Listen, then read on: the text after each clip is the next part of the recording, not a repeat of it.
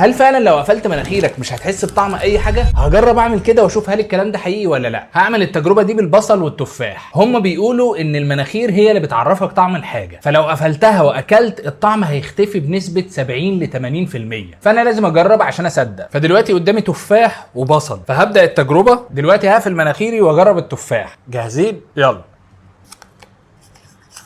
انا حاسس بطعم التفاح بس مش قوي، فهجرب كمان واحده.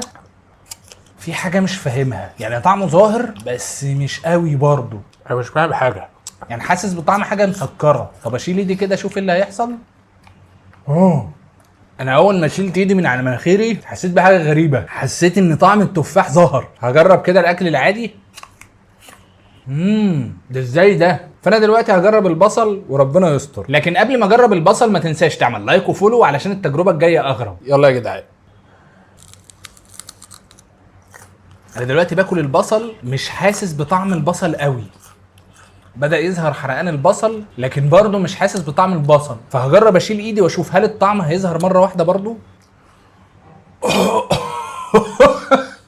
لا لا لا، اول ما شلت ايدي الطعم كله ضرب في النافوخ. تحس ان في حاجه غريبه كده ظهرت مره واحده. ايه علاقه المناخير بالطعم؟ فلو عجبتك الفكره جربها بنفسك وقول لنا في التعليقات حصل معاك ايه.